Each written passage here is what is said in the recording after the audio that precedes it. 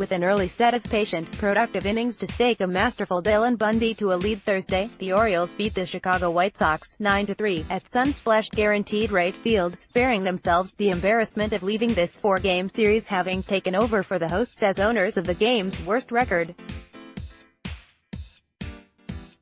It involved the Orioles, 16-34, doing so many things they haven't done often this season, punishing mistakes, letting balls in the dirt go by and playing good defense. Those traits get harder to bring out the more tense their situation gets. But because they showed up early Thursday, and because Bundy fanned 14 in a dominant, complete game, it combined for a rare complete game from the team, too.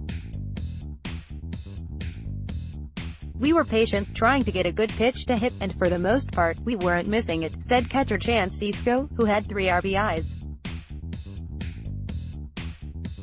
The Orioles made quick work of Wild White Sox starter Lucas Giolito by sending 9 men to the plate in each of the first 2 innings. The first inning, Pedro Alvarez and Craig Gentry drew back-to-back whacks with the bases loaded to score a run apiece, then 2 runs scored on a single by Cisco for a 4-0 lead. Trey Mancini and Adam Jones led off the second inning with back-to-back home runs, Mancini's 7th and Jones' 9th, and the Orioles tacked on a third on another bases-loaded walk drawn by Cisco once Giolito was chased, giving the Orioles a 7-0 lead. Orioles manager Buck Showalter praised the way they waited for pitches they could do damage on and didn't chase the rest, which is rare when a team is pressing as hard as his Orioles. "When you're having trouble scoring runs, there's a tendency to think, he's wild. He's going to be wild in the strike zone. I'm going to jump him here and jump him there," he said. "I thought our guys stayed patient. Chris Davis was on 3 or 4 times today. A lot of good at-bats all the way up and down the order. Pete hit a couple balls hard they caught.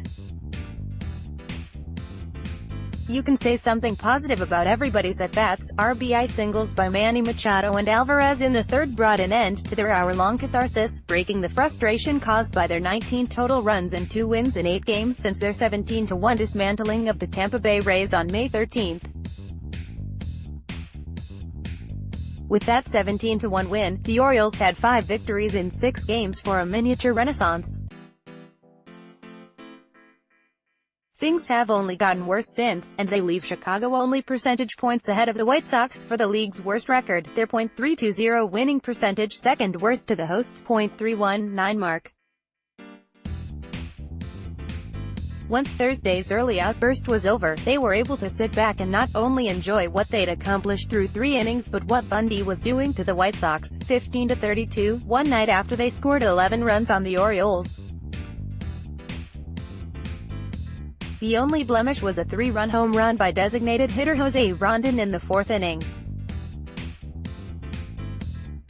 The rest of Bundy's outing was so low-stress that it turned into something the Orioles could just let ride for 9 innings and enjoy. As a club, they haven't had many games like Thursday's, made especially more cathartic by the cloud of a blowout lost the night before and the public criticism of Davis by Hall of Famer and broadcaster Jim Palmer that followed it. "It feels good," Showalter said. "Nobody beats up on our guys more than they do, okay? Don't let them get their feet on the ground. Don't let them get a little confidence going and what have you, because somebody will pay for a long period of time. That's just what we're hoping. We haven't even played a third of the season yet.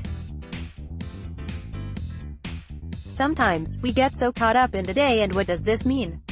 Does this mean this is going to happen tomorrow? We're going to a great pitcher's park. We'll see. We'll see."